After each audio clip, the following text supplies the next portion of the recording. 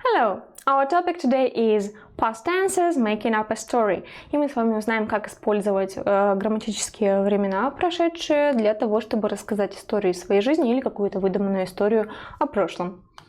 And our plan is, first we are going to speak about functions of past tenses, then we are going to speak about past habits with structures used to and would.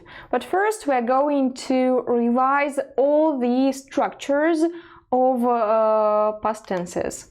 So the first past tense is past simple, and in past simple positive we just use the second form of the verb. So I work, I worked. In negative sentences we use didn't plus the first form of the verb. So I didn't work, I didn't swim. In the questions we put did on the first place. So did you work? Did you swim? In the answers, yes, somebody did. No, somebody didn't. So yes, I did. No, I didn't. Past continuous forms, we use was and were plus a gerund. We use was with a singular noun or a pronoun and were with a plural noun or a pronoun. So I was working, they were swimming. And in negative questions we will add not. So wasn't, weren't plus gerund. I wasn't working, they weren't swimming. In the questions we will put was on the first place. So was he working? Were you swimming? And in the answers, yes, somebody was or were, and no, somebody wasn't or weren't. For example, yes, he was, yes, I was, no, I wasn't, yes, they were, no, we weren't. Next tense is past perfect, and here we use had plus the third form of the verb. For example, I had worked, I had swum. In negative we will add not, so had not plus the third form. I hadn't worked, I hadn't swum. In questions we will put had on the first place. So had you worked, had you swum? And in the answers, yes, somebody had, no, somebody hadn't.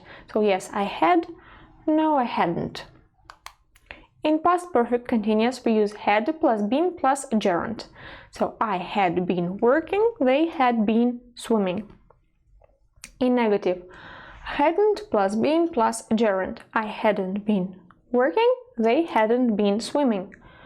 In the questions we will put had on the first place. So had he been working?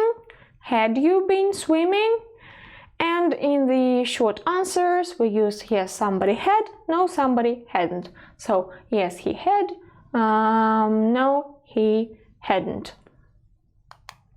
And now, when do we use past simple?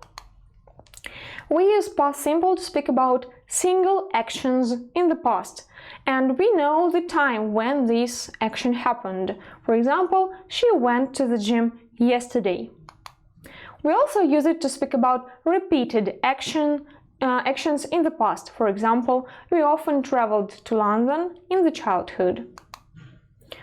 One more function is actions in the past going one by one. So she first woke up, then got dressed and left the house.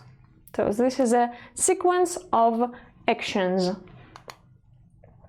Which words show us that we should use past simple?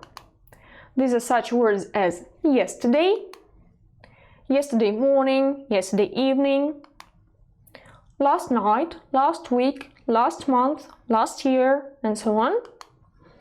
2 weeks ago or a month ago, or in 1988, for example. Next tense is past continuous. And when do we use this tense? First of all, we use it when we speak about an action happening at a definite moment in the past. For example, yesterday at 7 p.m. we were having dinner. So yesterday at 7 p.m. it's a moment in the past. A long action in the past which was interrupted by a short action. So we were having dinner when he called. So we were having dinner, it's a long action. He called, it's a short action.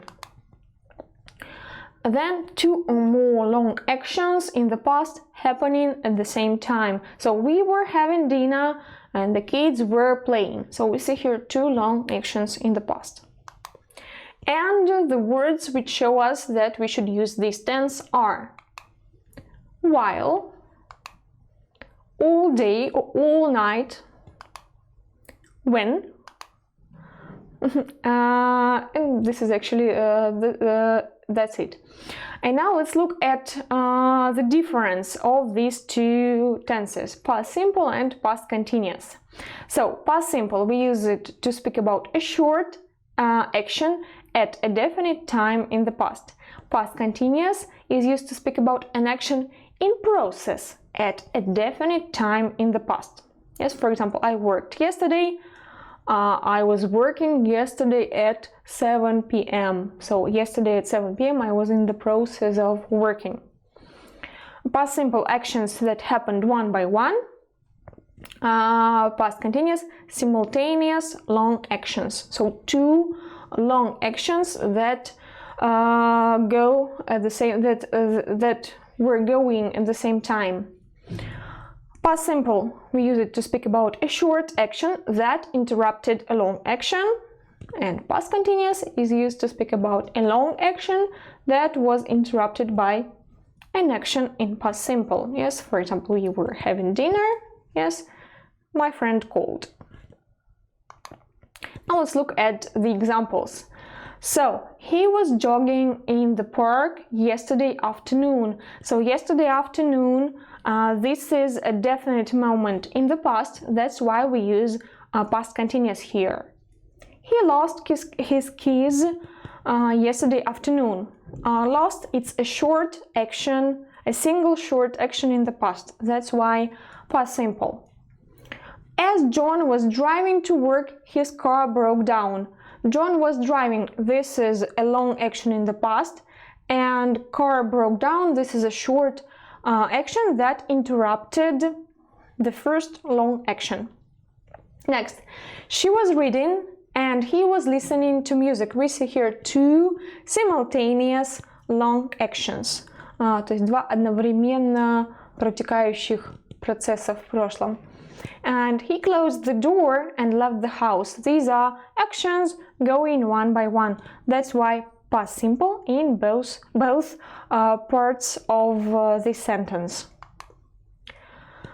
And let's see if we were right or not. An action in process at definite time. A short action is definite time. Yep. A long action interrupted by a short action. Simultaneous long actions. And actions that happened one by one. Next tense is past perfect and its functions. An action before another action. So I had fallen asleep before you returned home. So first I had fallen asleep, then he returned. A result of an action in the past. So he had shaved his beard and looked very nice. So he had shaved the beard before, and the result is that he looked very nice. Now, the words that show us that we should use this tense are before, already, just, till or until, and by the time. Next tense is past perfect continuous. We use it to speak about a long action before another action in the past. For example, I had been living in the city for 10 years before I moved to the countryside. So I had been living, this is a long action, and we know that it had been going for 10 years. Another one is a long action which led to some results in the past. For example, I had been cleaning the house all day, so I felt tired. Now the markers.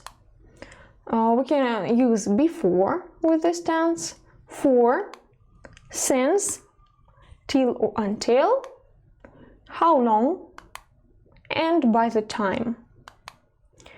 And now,